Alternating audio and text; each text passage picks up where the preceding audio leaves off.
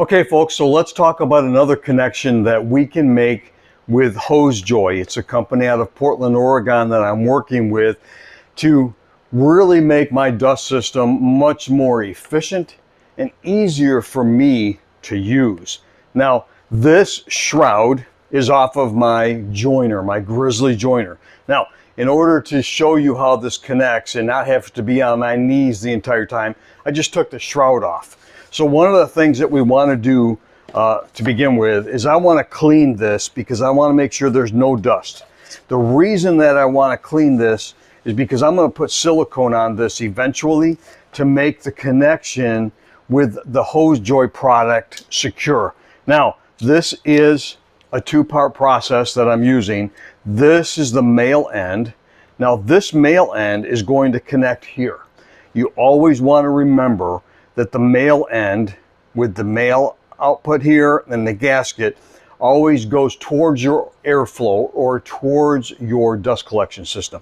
So that means that this piece is going to go over the top of this and it's going to sit just like this. But what I want to do is I want to put silicone on that before that happens. And then the other piece, now this is the female end, this piece is going to screw onto my 4-inch hose that I have here.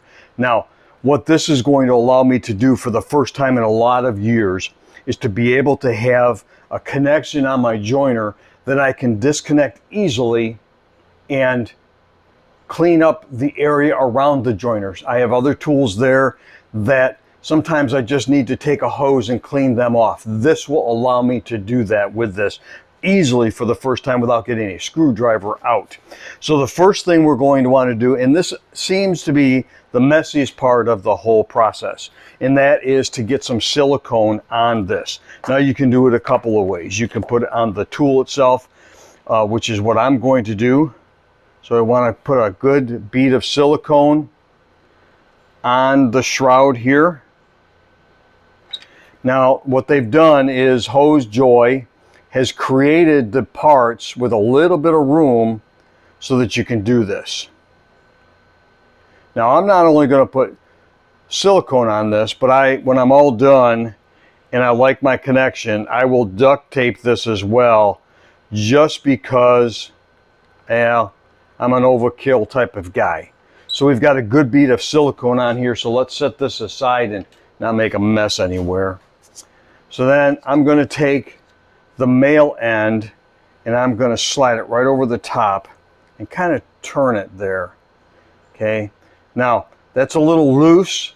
That's all right. I am going to put duct tape on that eventually. So let's just let that sit there for the time being. You can have it in as far as you want or out as far as you want. I'm just going to kind of push it right in there. Now another thing I might do is I might run a bead of caulk, silicone right inside of here, but we won't do that right this second. I'm going to set that there for the time being and let it kind of sit there. Okay. The other thing we want to do is we want to make this connection to my 4-inch pipe. Now this has a threaded end on it, so I'm going to take this and I'm literally going to screw it in there. Nice and easy. Now this is the hose from, I believe, Dust Right, and it goes in there really tight. Now I'm going to pull this end up only because I want to.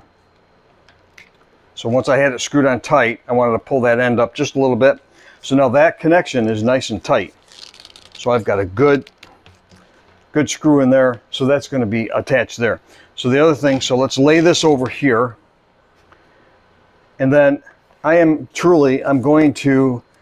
the way this is here, but I'm going to run a bead of silicone in there just because I'm an overkill type of guy. Okay.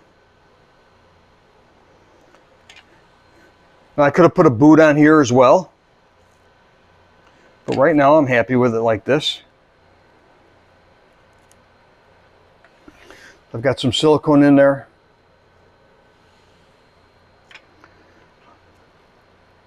Okay. So I'm going to let that set for a few minutes. I'm not going to rush into this. Let that set for a few minutes right there, just like that. Okay. And then we'll come back and we'll put the shroud back on the tool and see how it works. So I have the male connector connected to my joiner here. I have the shroud connected back to the joiner.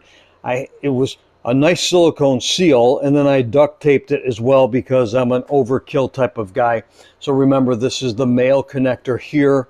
And you can see some of the silicone is there. It's hard now. Male connector here is actually going with the airflow.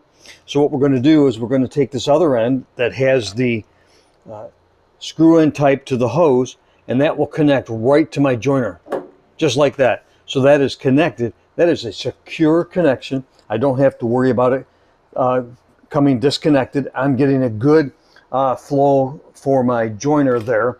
But let's look at something. I have some sawdust here on the floor.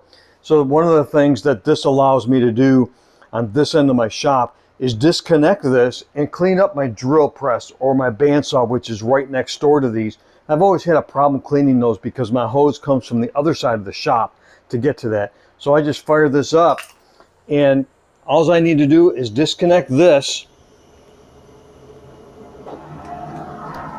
and then just go ahead and clean up the mess that I have here. And then once my mess is cleaned up, all I have to do is reconnect it, and I've moved on. So this is really a very convenient and secure way to have my dust collection connections to my different tools and to my dust processor. So I will put the link below that shows you me connecting both ball valves or blast gates to my dust processor as well. I'll also put links below for HoseJoy, their direct site. I will put my affiliate link there. If you use my affiliate link, you help my shop a little bit. I get some funds back for creating these videos for these folks, but there's also a discount code there you can use as well. So I hope you've enjoyed this video. I hope it answers some questions. And please, if you have any questions, you can reach out to myself at bainecustomwoodworking@gmail.com, or you can reach out to the HoseJoy people directly, and we would both be more than happy to help. In the meantime, keep making sawdust, and God bless.